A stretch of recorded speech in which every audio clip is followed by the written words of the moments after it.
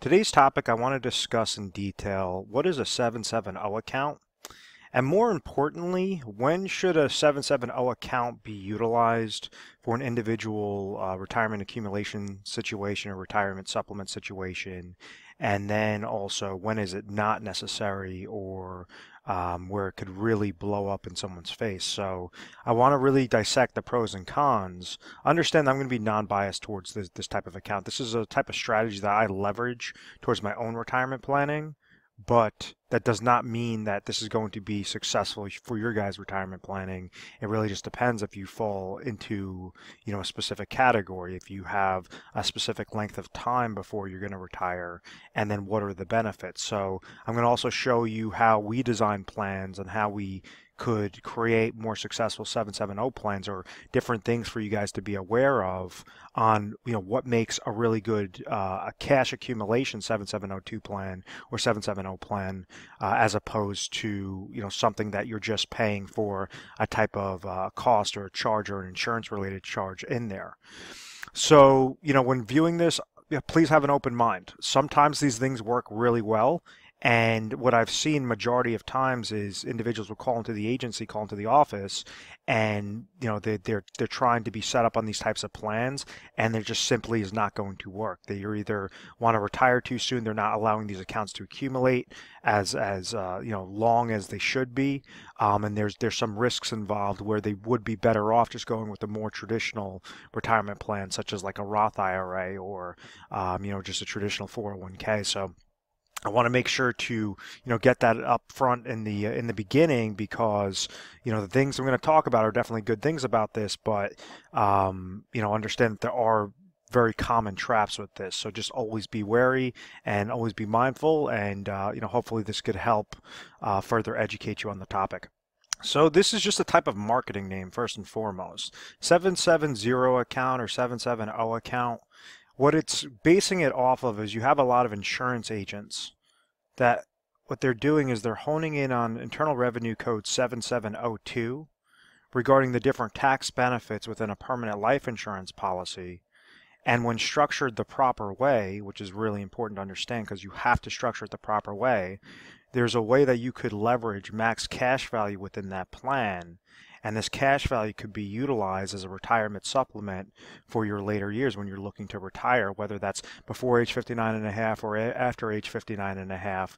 There's different things that you could do to make contributions into these types of plans when they're structured properly, maximize out the cash value, and the ultimate results when done properly is you could accumulate those dollars. Those dollars could accumulate tax-free. You could pull those monies out tax-free, so you could receive tax-free income. And then the third level of importance will also be a tax-free death benefit. So these are the benefits of this type of plan. And I'm going to show you exactly what I mean by like how a traditional permanent life insurance policy works, then what typical advisors do or typical agents do to max fund a cash value plan, and then what we do differently in our office to try to make sure that we're squeezing out even more leverage, and why we've been very successful on a national basis of offering these types of plans only when the situation works for that individual. So typically whenever somebody's looking to utilize dollars to save for retirement, they're known as in their accumulation phase.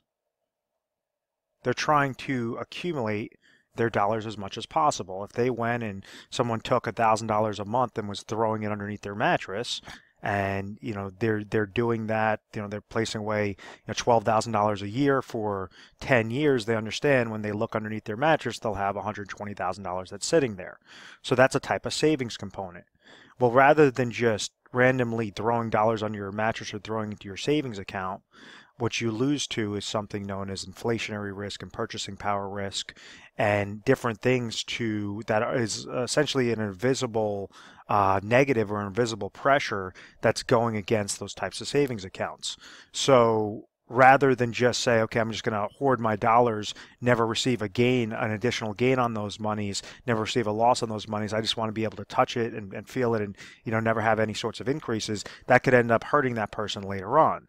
So this is where when someone's in their accumulation phase, they like to place their dollars into something and also get a rate of return linked to that type of account. So you think about this, and it's in the form of a bucket. When someone's trying to set up like a retirement account or an accumulation related account, they want to put contributions into a type of bucket, and then they want to also make sure that they have a rate of return associated with that bucket, so that it allows the combination of what they're placing in there and the rate of return to beat out that power of inflation, to get a good growth on that account, on that bucket, and then ultimately be able to have a nice large bucket by the time they retire, so that they could take out more and more and more dollars and not have that fear of outliving their monies.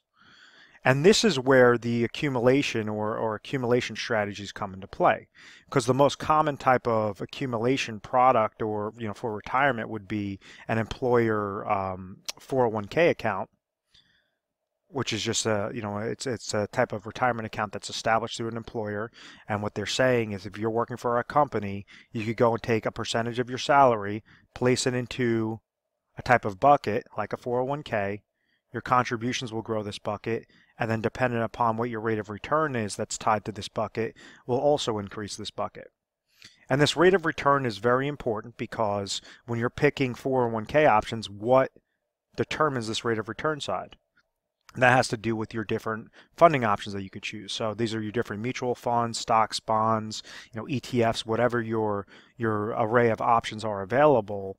As long as these come back positive and you added dollars into that account, well, then your 401k is going to be larger than it was the previous day or the previous year. So why is that important when we're looking at a 770 account, and what are the mistakes or what are the flaws with traditional retirement plans? And then how can a 770 account or 770 account really be beneficial for that individual situation? So just after years of reviewing financial publications and different strategies and stuff, what we did, we figured out that with an accumulation stage, in order for an accumulation stage to be really successful, they have to really focus in on 4 main quadrants. And some advisors use this as the acronym of time. The first one stands for taxes. So if you go and you have your monies that are invested into an account, like a type of retirement account, does it make more sense for those monies to grow tax-free and pull those monies out tax-free, or to grow tax-deferred and be fully taxable in the back end? Because when we're looking at traditional 401k, I'm just going to use 401k account as this example, what happens is that's known as a pre-tax qualified retirement account. So just like the bucket, any contributions that are being placed into this bucket are getting a tax deduction, meaning that if somebody makes $100,000 in a given year, let's say they threw $5,000 into their 401k account for that year, and everything else being equal, their adjusted gross income at that year, at the end of that year, would be $95,000. They were pre-tax, they got that tax deduction up front, and therefore that $5,000 that's being placed in there on the contribution side, and whenever that rate of return comes back positive or negative, whatever that rate of return is that grows this bucket, that's going to grow tax deferred. And then when it comes time to retire, when they're in their 60s and they want to pull this money out, that's going to be fully taxable.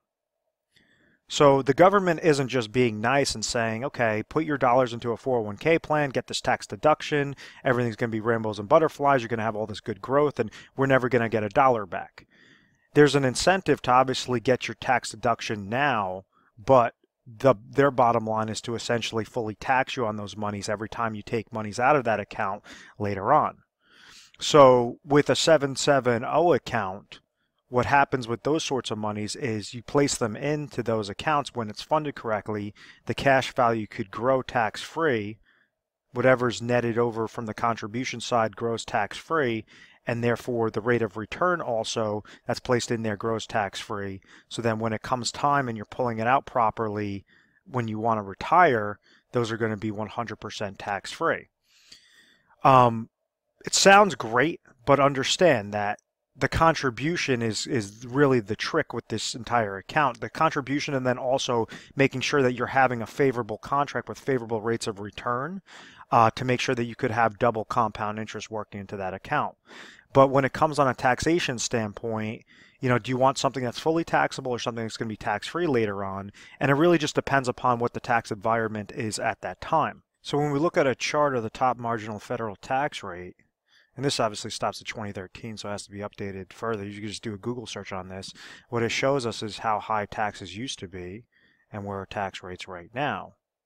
Well, if you're a couple years out from retirement, well, that might not be as big of a deal as if you're over 10 years out from retirement, 10 to 20 years out from retirement. And if those increase and you're in a high marginal tax bracket, that could be, detrimental to your position. That could be detrimental to the amount of income that you're receiving later on, from your types of retirement accounts. Case in point is, let's say if you pulled out $100,000 and it's from a fully taxable bucket in retirement, and let's say you're in a hypothetical 30% tax bracket, well, you're going to be able to walk away with $70,000 of income because $30,000 had to go with taxes. It was fully taxable, the amount of monies, as opposed to a bucket that's going to be completely tax-free, or a retirement account that's going to be completely tax-free.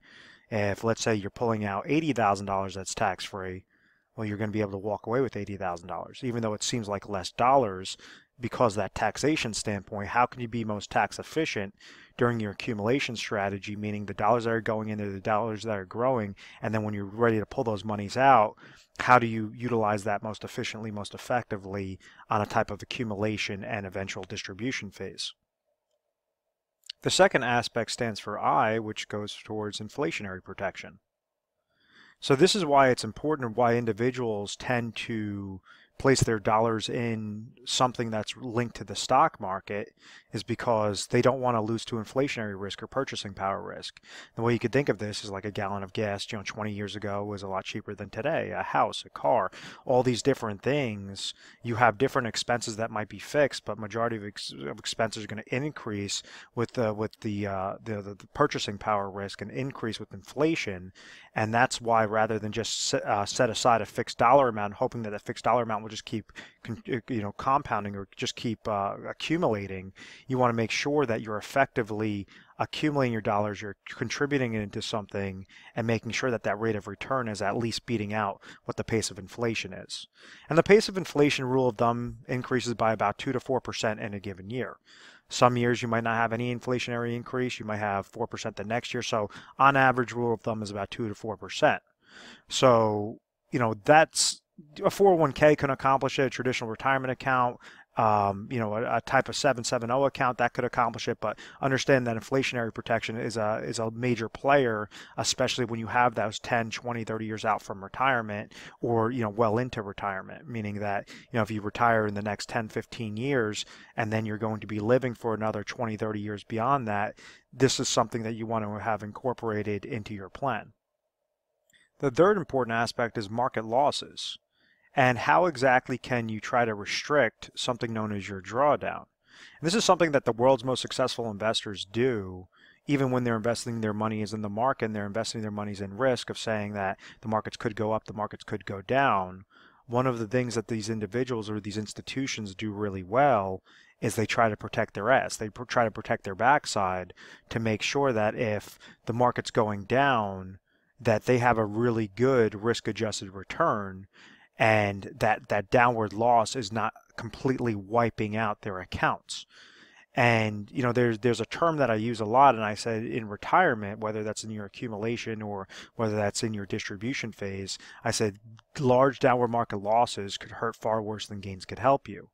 And what I mean by that is, somebody loses 10% in 1 year, it's going to take them 11% gain the next year just to get back to break even. If somebody loses, as an example, 50% in 1 year, it's going to take them 100% gain just to get back to break even.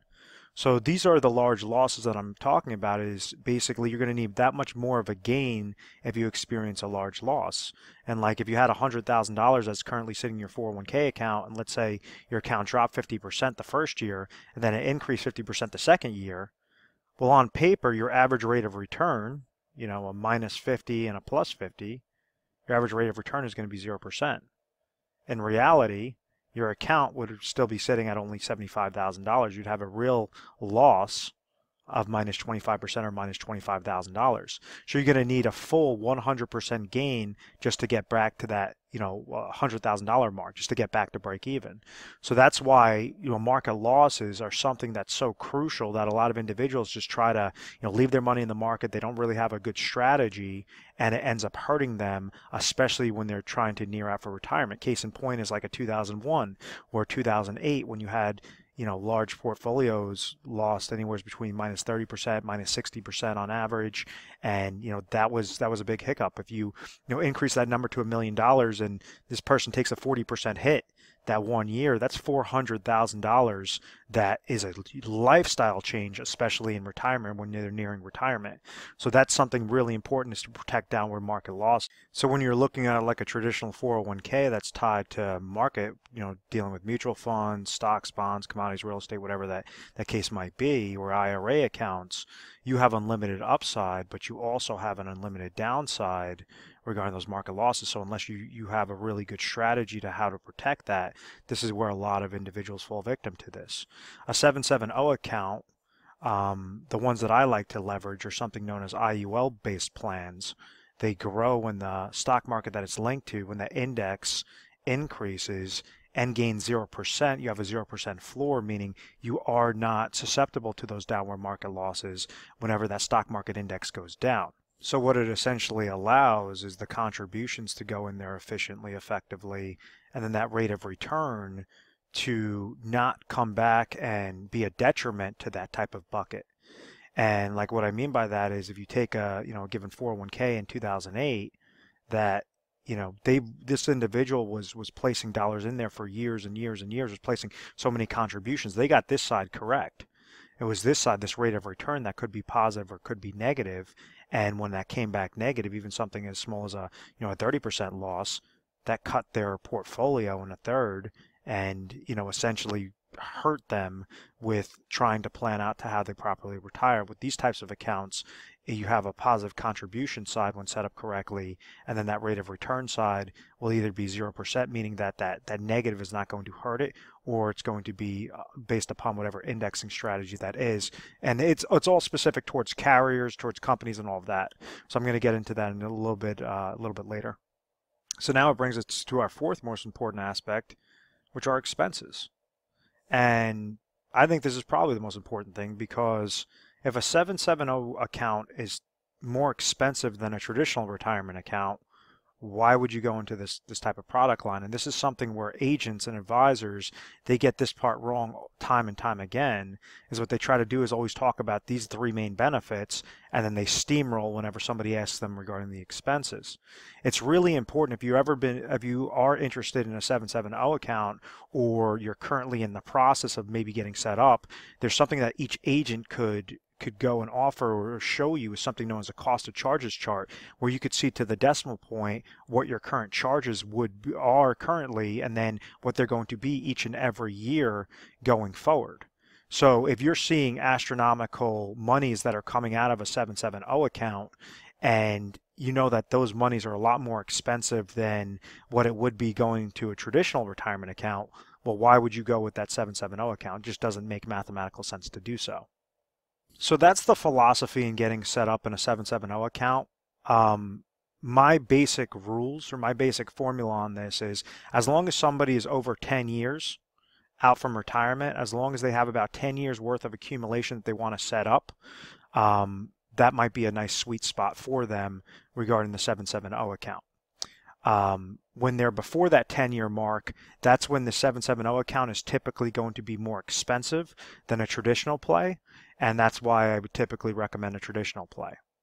So, please be mindful of that, and I'm going to show you, okay, how does a typical permanent life insurance policy work, and then what are advisors doing to maximize out the cash value component, get into a 770 account, and then what do we do to further expand on that cash value accumulation and further expand on the amount of leverage that you could utilize with that type of cash value as a viable retirement supplement later on.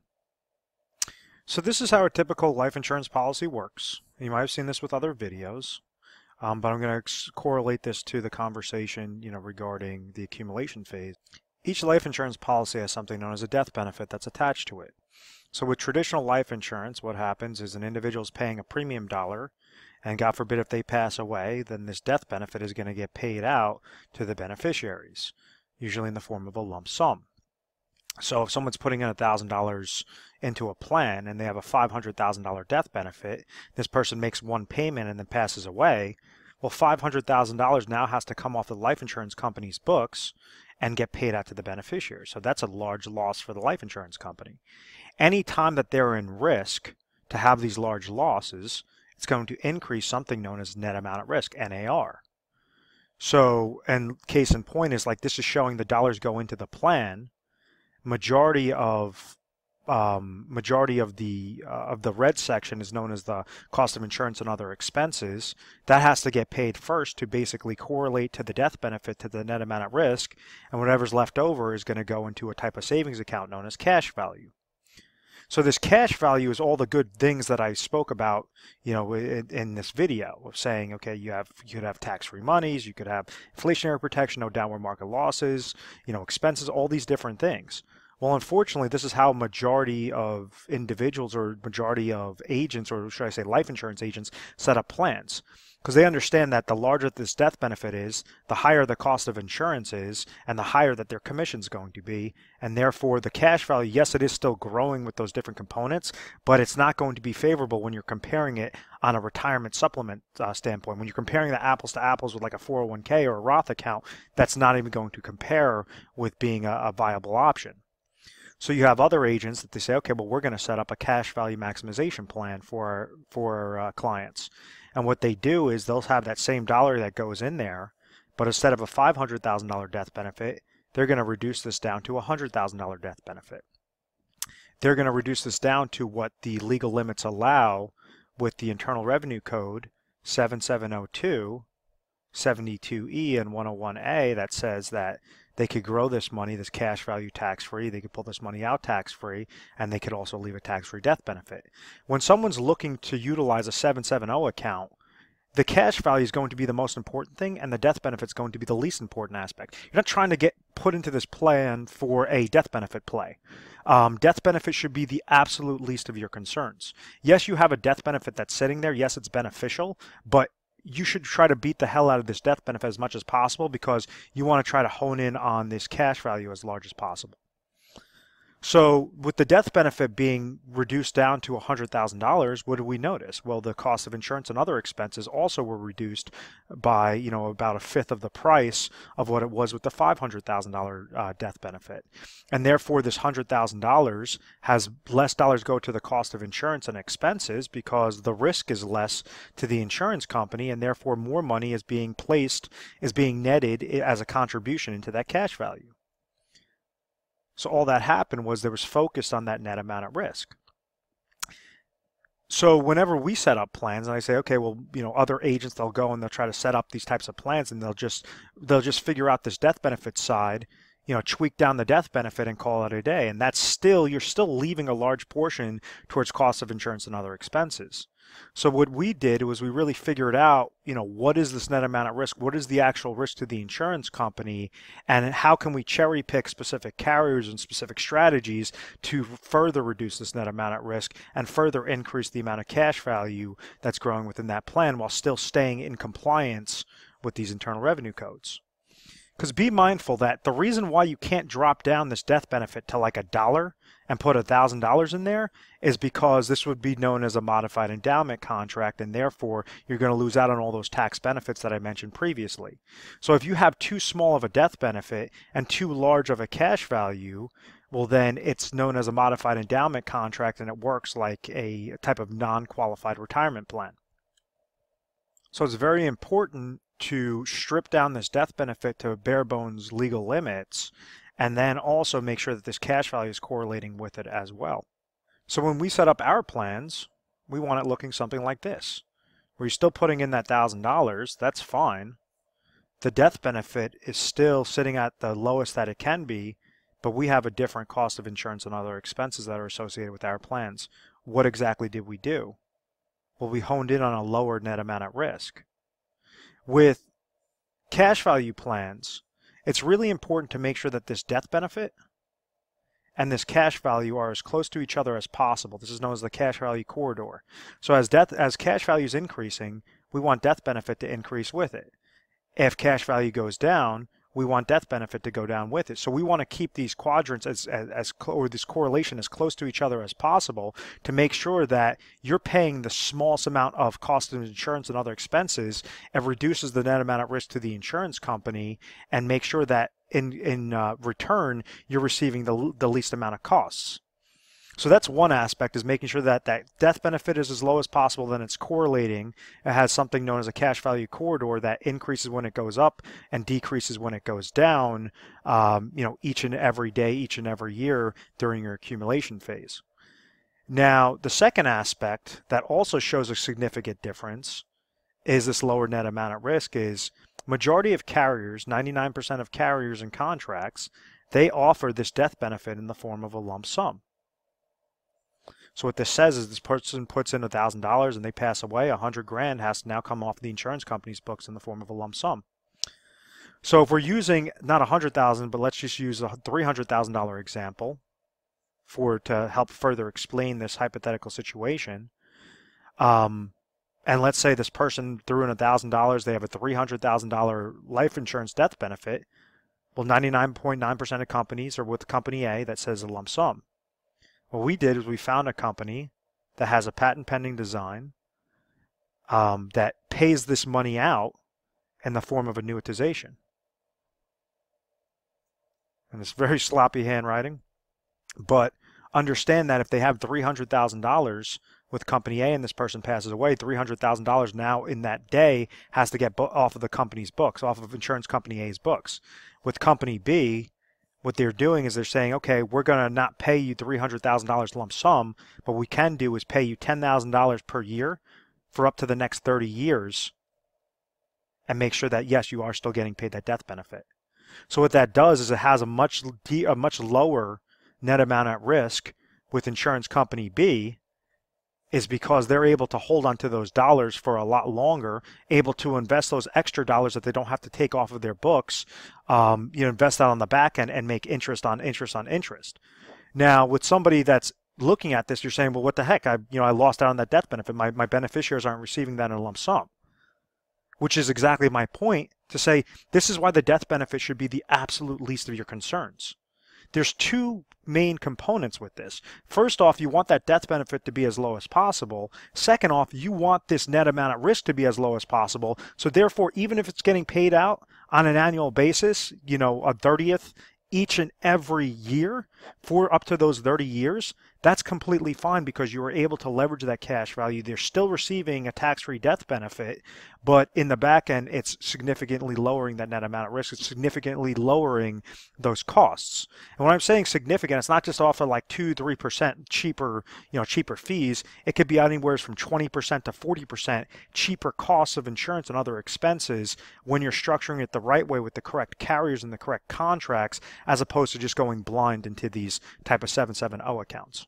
So if we're going back to that bucket aspect, everything I just explained was to add on more dollars from the contribution side. Remember, there's two sides to this accumulation phase. You have contribution side and rate of return. So if we're doing everything correctly and you have the most amount of dollars contributions going in there, well, you can't just call it a day. You also have to make sure that this is maximized as well. It's maximized in a very safe, efficient manner, and this is where we still cherry pick the carriers. We'd only find the ones that give us that annuitization phase on the death benefit, but then we also find ones that have really high either cap rates or really good indexing strategies. One in particular that we like to deal with, it actually has an uncapped index and a 0% floor. So if you go into that index and let's say the index gains 15% that year, you're going to have a plus 15% into your cash value on top of the contributions that you're placing in there. If let's say the next year that index loses 40%, well, you're going to have a gain of 0% in there. So it's going up whenever that index goes up and gain 0% whenever that index goes down. The mistake that's made is individuals just go into this type of plan and they'll go into a plan with like really low cap. So they'll have like an S&P 500 with like a 10% cap and think that, okay, that's a good contract, as opposed to other ones that might have 17% caps or might be completely uncapped indexes that make this rate of return much more favorable and overall grow your bucket at a much higher exponential rate of return or an exponential growth than just falling victim to those lower cap limits. So that's the main takeaway, is to make sure that you're stripping down those costs as much as possible. And second off, you're also finding really good indexing strategies and really good growth potential in there so that everything makes mathematical sense. But once again, we want to make sure that we're checking the acronym of time whenever we're looking at a retirement situation. So let's say if, yes, okay, the 770 account is more tax favorable than a traditional account, the inflationary protection will run them at both the same rates of return to make sure that it's as close to an apples-to-apples correlation as possible. We're just letting them know that the 770 account is, you have that 0% floor, as opposed to the other account, which could go down when it's tied to market to downward market losses. But most importantly, the expenses.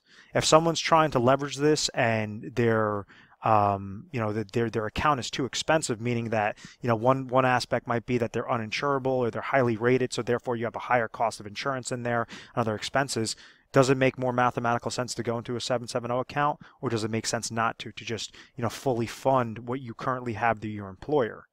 Another aspect is to do a blended strategy. And one of the things I didn't mention with like a typical 401k account is they offer something known as an employee match. So what that means is if someone's making $100,000 and maybe they might be offered like a 3% match on their 401k account. So what this says is if this person contributes 3% into their 401k, their employer is going to give them 3% as well. So if they make $100,000 and they threw $3,000 in there, ultimately the employer is going to match 3%. It's an incentive to stay at that company, an incentive to invest your dollars into retirement plans, and therefore $6,000 is going to go into that contribution. If you're offered a match, you should not completely walk away from that 401k.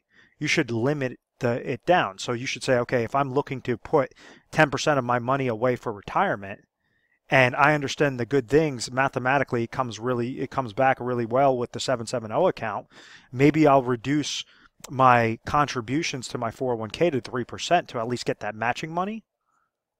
And then the other 7% is going to go into, a 770 account, only if that 770 account comes back most favorable. So like if you're only like 5 to 10 years out from retirement, the 770 account, rule of thumb, might not make the most sense for you.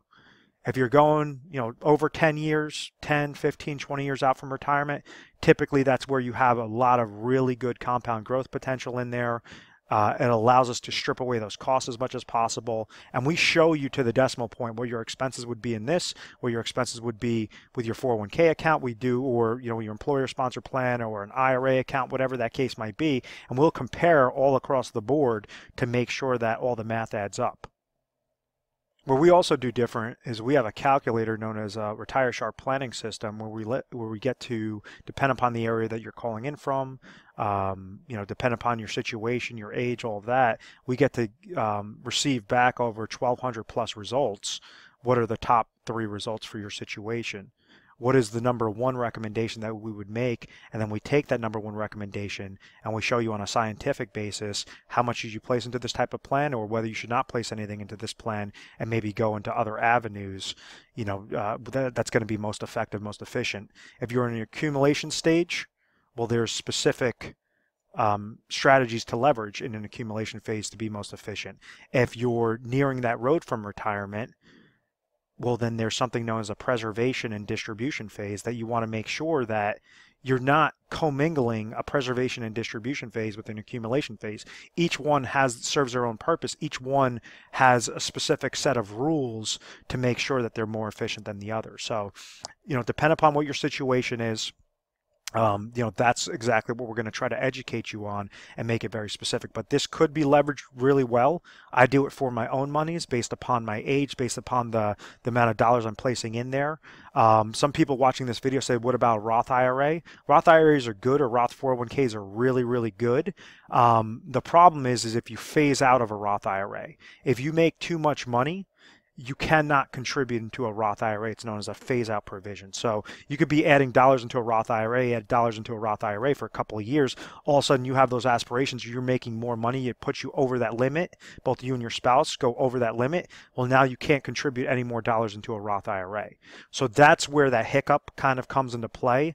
And that's why I didn't really focus the conversation on there. But we also show you comparisons if you want to see, Roth accounts or whatever that case might be. We want to make sure that we're as transparent as possible. And as long as the science, the math comes back, that's when we'll give you the recommendation. If it doesn't come back most favorable, we're going to tell you something else. We're going to tell you don't utilize this type of plan. So if you're interested in seeing if this would be beneficial for your exact specific situation, give our 1-800 number a call. 1-800-566-1002. We offer 24/7 customer service. You can give us a call mornings, nights, weekends, holidays, whatever the case may be. You're going to be speaking to an assistant, and then you just reference this video, and we'll make sure that a specialist will be either calling you back or be transferred directly to a specialist and go from there. I think a more efficient, more effective way to do that, to set up an appointment, would be by going through our website. And when doing so, you could type in retiresharp.com. You could click on the link within this video, and retiresharp.com and afossefinancial.com, they both go to the same place, but what you notice is a little icon pulls up on the right hand side, bottom right, and it allows you to book your strategy session. So you actually get to see our calendar, and then when you schedule your appointment, it's more locked in there, and then you just leave your little note, say, okay, I saw something on a 770 account, I'm interested. So we'll make sure that specialist gives you a call, at that specific point in time. And please understand that I also handle a bunch of the appointments myself. So if you're calling in and you want to speak to me directly, just ask to speak directly to Derek, or basically make that note on the digital calendar, and we'll make sure to to have me contact you directly and go from there. And I could explain more specifically to your situation what I've explained in this video and previous videos. But we're A+ rated on the Better Business Bureau. I believe it is because of our methodical process of education first through literature pieces, personalized videos, whatever that case might be. But I want to thank you for watching this video. Please feel free to subscribe to our YouTube channel, Retire Sharp, so you can have access to the most updated videos. Thanks so much, guys.